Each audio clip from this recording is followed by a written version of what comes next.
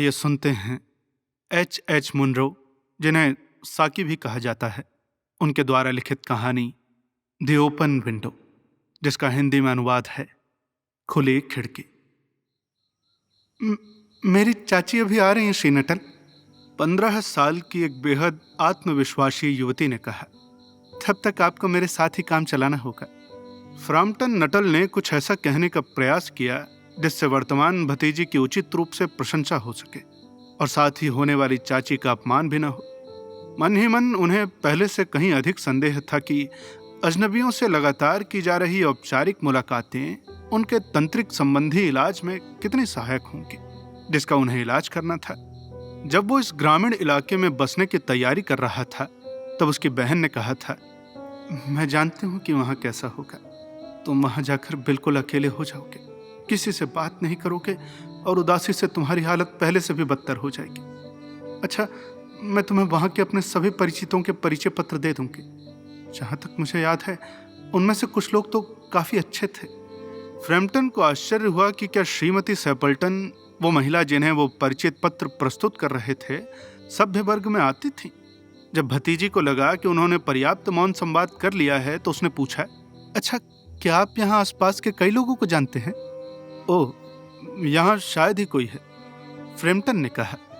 मेरी बहन लगभग 4 साल पहले यहाँ पादरी के निवास पर रह रही थी और उन्होंने ही मुझे यहाँ के कुछ लोगों के परिचय पत्र भी दिए थे। उन्होंने अपना अंतिम बयान स्पष्ट खेद के स्वर में दिया। तो फिर तो आप मेरी चाची के बारे में लगभग कुछ भी नहीं जानते होगे ना? उस आत्मविश्वास से भरी युवती ने आगे पूछा। जी, सिर्फ उनका नाम और पता। फोन करने वाले ने स्वीकार किया। वो जानना चाहता था कि श्रीमती सेपल्टन विवाहित हैं या विधवा। कमरे की कोई अस्पष्ट सी महकत ये संकेत दे रही थी कि वहां कोई पुरुष रहता है। वो उनके साथ एक ट्रेजेडी हो गई थी, यही कोई 3 साल पहले, बच्चे ने कहा। यानी तुम्हारी बहन के समय से उनकी त्रासदी? फ्रैम्पटन ने पूछा। पता नहीं क्यों, लेकिन इस शांत ग्रामीण इलाके में किसी भी तरह से त्रासदी बेमानी सी लग रही थी। आप सोच रहे होंगे कि अक्टूबर की दोपहर में हम उस खिड़की को इतना खुला क्यों रखते हैं, भतीजी ने कहा, और उसने लॉन की ओर खुलने वाली एक बड़ी फ्रेंच खिड़की की ओर इशारा किया। साल के इस समय के हिसाब से मौसम काफी गर्म है, फ्रैम्पटन ने कहा। लेकिन क्या उस खिड़की का इस त्रासदी से कोई संबंध है क्या?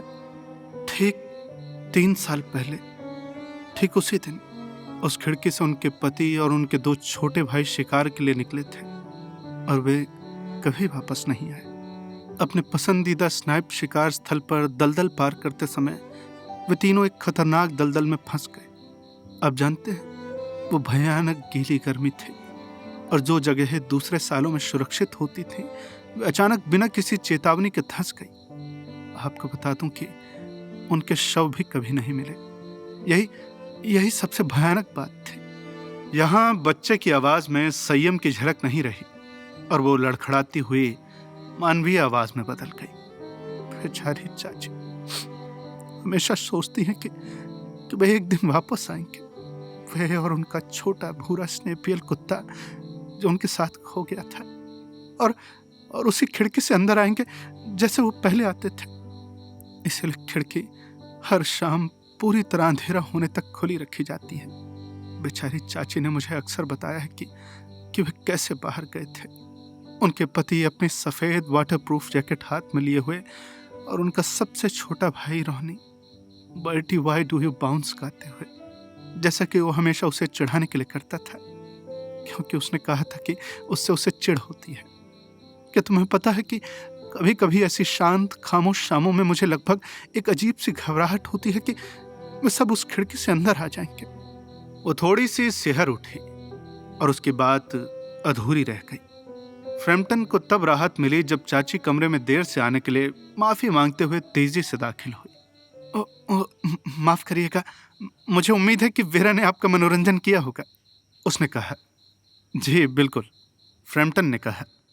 श्रीमती सेपल्टन ने फुर्ती से कहा, मुझे उम्मीद है कि आपको खुली खिड़की से कोई आपत्ति तो नहीं होगी। वो मेरे पति और भाई शिकार से सीधे घर लौटेंगे और वो हमेशा इसी रास्ते से आते हैं। वो आज दलदल में स्नाइप का शिकार करने गए थे इसलिए वो मेरे बेचारे कालीनों पर खूब गंदगी फैलाएंगे, बिल्कुल आप पुरुषों की तरह, है ना? वो शिकार, पक्षियों की कमी और सर्दियों में बत्तखों की उपलब्धता के बारे में बड़ी खुशी से बातें करती रही। फ्रैम्पटन के लिए तो ये सब बेहद भयावह था। उसने बातचीत को किसी कम भयावह विषय की ओर मोड़ने की पूरी कोशिश की, लेकिन वो पूरी तरह सफल नहीं हुआ। उसे एहसास था कि उसके मेजबान उस पर जरा भी ध्यान नहीं दे रही थी और उसकी नजरें बार बार उससे आगे खुली खिड़की की ओर, बाहर लॉन की ओर जा रही थी। यह महज एक दुर्भाग्यपूर्ण संयोग था कि वो इस दुखद बरसी पर उससे मिलने आया था। डॉक्टरों ने मुझे पूर्ण विश्राम, मानसिक उत्तेजना से दूर रहने और किसी भी प्रकार के जोरदार शारीरिक व्यायाम से बचने की सलाह दी है। फ्रैम्पटन ने घोषणा की, जो इस व्यापक भ्रम से ग्रस्त थे कि अजनबी और आकस्मिक परिचित लोग उनकी बीमारियां, दुर्बलताओं, उनके कारण और इलाज के बारे में छोटी से छोटी जानकारी लेने के लिए उत्सुक रहते हैं। हाँ, आहार के मामले में वो इतने सहमत नहीं है, उसने आगे कहा। नहीं, श्रीमती सेपल्टन ने कहा। उनकी आवाज जम्हाई की जगह बस आखिरी क्षण में आई थी। फिर अचानक उनका चेहरा चमक उठा और वे चौकस हो गई। लेकिन फ्रैम्पटन क्या कह रहा था उस पर नहीं। लो, आखिरकार ये आ ही गए, वो चिल्लाई।